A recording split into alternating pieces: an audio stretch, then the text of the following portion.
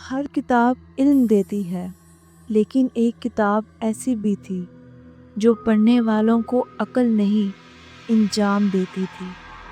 آج کی کہانی ہے کالی کتاب کی، ایک ایسی کہانی جسے پڑھنا سب چاہتے ہیں مگر ختم کوئی نہیں کر پاتا۔ ایک پرانا گاؤں تھا، وہاں ایک بند لائبریری میں ایک سیاہ جلد والی کتاب رکھی تھی۔ لوگ کہتے تھے جس نے اسے کھولا وہ کبھی پہلے جیسا نہیں رہا۔ ایک دن ایک نوجوان ریحان وہاں گیا۔ اس نے لائبریری کا زنگ آلودہ دروازہ کھولا اور سیدھا گیا کالی کتاب کی طرف۔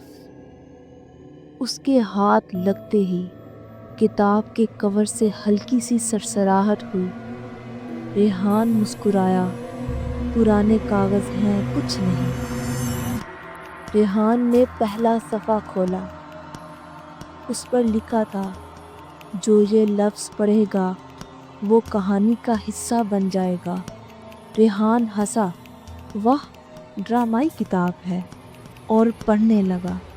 لیکن جیسے ہی اس نے آخری لفظ پڑھا، کمرے میں ہوا بند ہو گئی اور کتاب خود بخود بند ہو گئی۔ کمرے میں کسی کی ہنسنے کی ہلکی سی آواز آئی۔ ریحان نے مڑ کر دیکھا، کمرہ خالی تھا مگر دیوار پر اس کا سایہ نہیں تھا۔ وہ دوڑ کر باہر نکلا مگر گاؤں کی گلیاں بدل چکی تھیں، ہر گھر بند، ہر چراغ بجھا ہوا۔ صرف ایک دیوار پر لکھا تھا، واپس جا، کتاب بند کر۔ ریحان کے ہاتھ میں کتاب اب بھی تھی، لیکن اب وہ خالی تھی۔ اس نے کتاب دوبارہ کھولی، لفظ خود بخود ابھرنے لگے، تم نے کہانی شروع کی ہے، اب انجام تمہیں لکھنا ہوگا۔ ریحان نے کانپتے ہوئے ہاتھوں سے کتاب پھینک دی۔ کتاب خود زمین سے اڑ کر واپس میز پر آ گری۔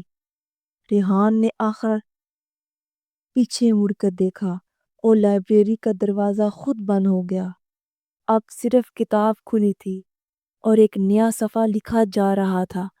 صفحے پر اب لکھا تھا، اگلا قاری تم ہو۔ کہتے ہیں وہ کتاب آج بھی کہیں پڑی ہے۔